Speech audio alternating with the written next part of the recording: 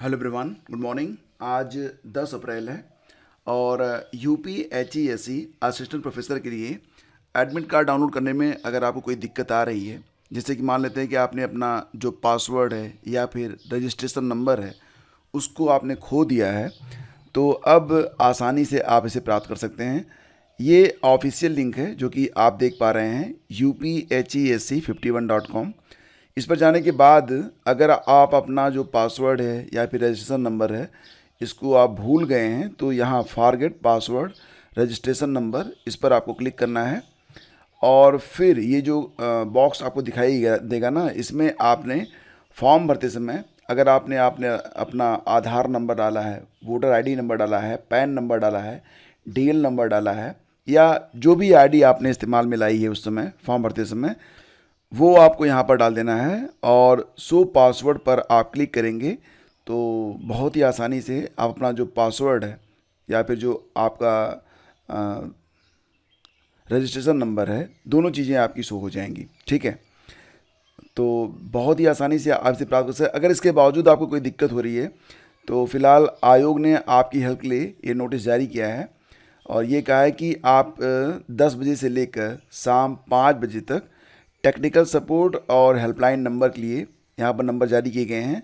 जैसे कि technical support चाहिए तो आप support@UPHESE51.com पर जा सकते हैं, ईमेल कर सकते हैं, या फिर ये नंबर है 7011 52 95 75। हेल्पलाइन के लिए दिया गया है UPMSSCBALL@gmail.com। हेल्पलाइन नंबर होगा 0532 22 46 68 51। इस पर आप कॉल करके जानकारी ले सकते हैं। तो UPHESE की परीक्षाएं आपको पता है 16 और 17 अप्रैल को होने जा रही हैं और इसके लिए इस चैनल पर लगातार आपको GS की प्रिपरेशन करवाई जा रही है। फिलहाल जो बहुत ही महत्वपूर्ण प्रश्न हैं उनकी एक टेस्ट सीरीज़ यहाँ पर चल रही है जो कि बिल्कुल फ्री है। अगर आप ज्वाइन करना चाहते हैं तो बिल्कुल ज्वाइन कर सकते हैं। अब तक 3 पेपर आपके करवाए गए हैं, तो तीनों पेपर आप चेक कर सकते हैं।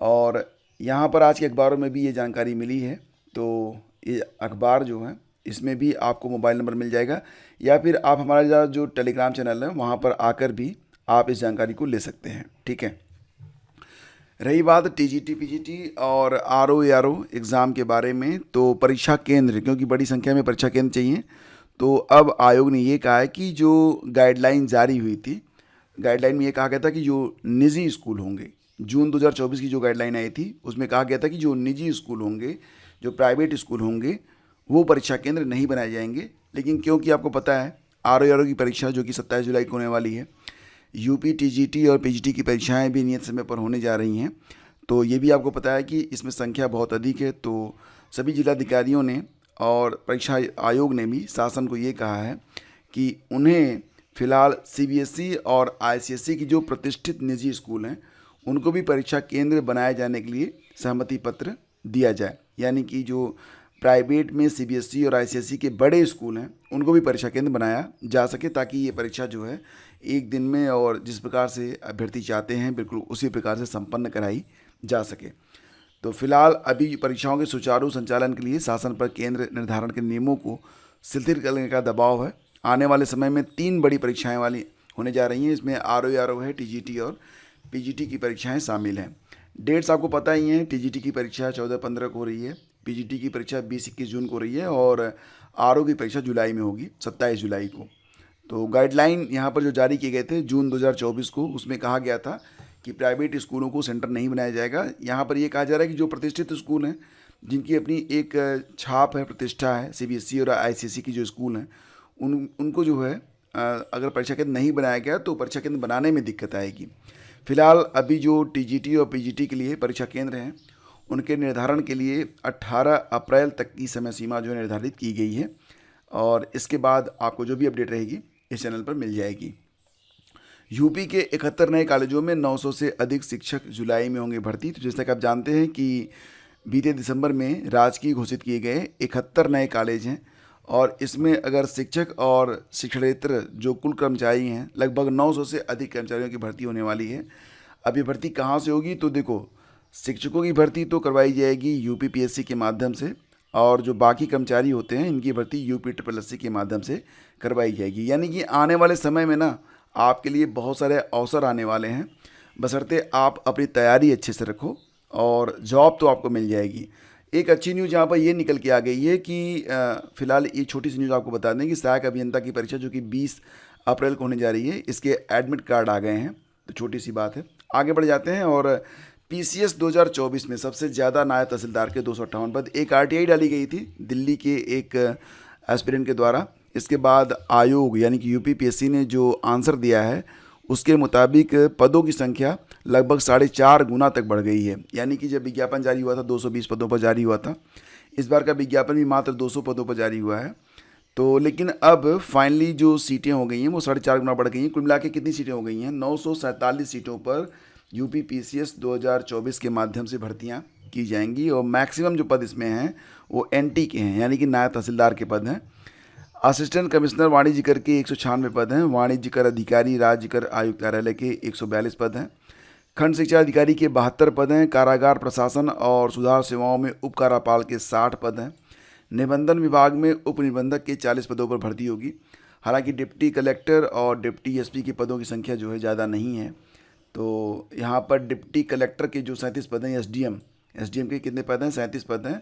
और डिप्टी SP DYSP जिसको आप कहते हैं उसके महज 17 पद हैं। बाकी पद बहुत ज़्यादा हैं। तो जो लोग प्री क्वालिफाई कर चुके हैं, लगभग 15,066 अभ्यर्थी हैं जिनको प्री परीक्षा में सफल घोषित किया गया है। अब ये लोग मुख्य परीक्षा देंगे और मुख्य परीक्षा जो है आपकी 29 जून से होने जा रही है। ठीक है।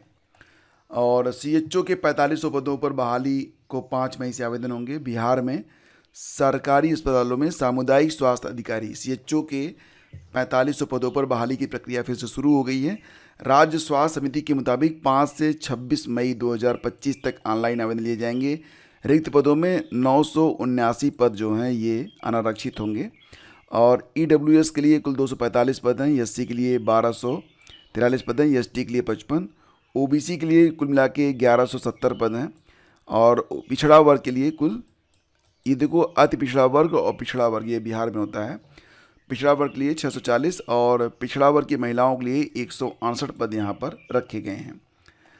इसी के साथ UPPSC यानी कि उत्तर प्रदेश लोक सेवा आयोग के द्वारा फिलहाल जो परीक्षा केंद्रों का निर्धारण किया जा रहा है, आपको पता ही है कि अगर आप पुरुष अभ्यर्थी हैं तो आपको मंडल के बाहर रखा जाएगा और महिला अभ्यर्थी हैं तो आपको जो आपके परीक्षा केंद्र बनाए जाएंगे वो आपके गृह जनपद के बाहर बनाए जाएंगे।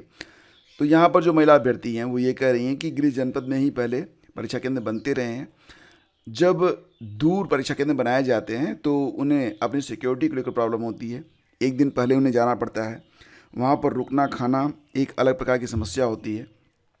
साथ ही साथ किसी पुरुष गार्जियन को लेकर जाना पड़ता है और अगर किसी घर में कोई पुरुष गार्जियन नहीं है तो उसको समस्या और बढ़ जाती है। तो महिला अभ्यर्थियों ने UPPSC से मांग की है कि उनकी जो परीक्षाएं हैं वो उनके गृह जनपद में ही कराई जाएं। बेसिकली उनकी ये डिमांड है, लेकिन जो भी निर्णय लेना है ये तो आयोग को लेना है।